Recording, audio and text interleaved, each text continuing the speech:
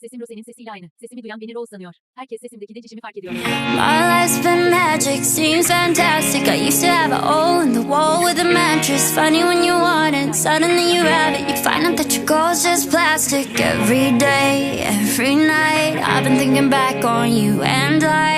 Every day, every night, I work my whole life just to get right, just to be like, look at me, I'm never coming down.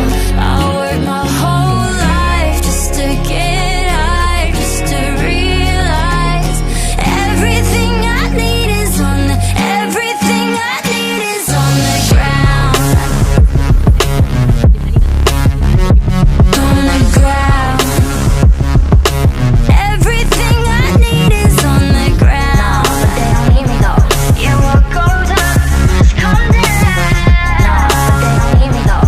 You're running out of time. My world's been hectic, seems electric, but I've been waking up with your voice in my head, and I'm trying to send a message and let you know that every single minute I'm without you, I regret it. Every day, every night, I've been thinking back on you and I. Every day, every night, I work my whole life just to get right, just to be like, look at me, I'm never coming down.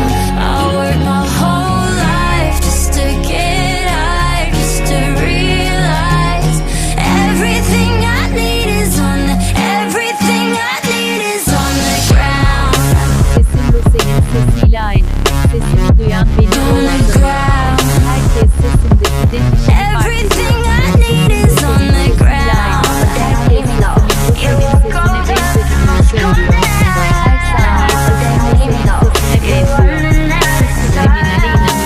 Bu subliminal I'm çok way up güçlü. in the Sesim Rosé'nin clouds. sesiyle Say aynı. I made it Sesimi duyan beni Rose now, but I sanıyor. figured it Herkes out. sesimdeki Everything değişimi I fark need ediyor. is on the Sesim Rosé'nin ground. sesiyle Just aynı. drove by Herkes your sesimin house, Rosé'nin so sesine far from you benzediğini now, söylüyor.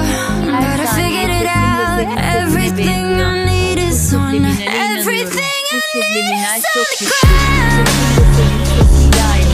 Sesimi duyan beni Rose sanıyor. Herkes sesimdeki değişimi fark ediyor. Everything I need is on the ground. But they don't hear me though. Sesine benzediğini söylüyor. Her saniye sesim Rosé'nin sesine benziyor. Everything I need is on the Subliminal ground. çok güçlü. Sesim Rosé'nin sesiyle aynı.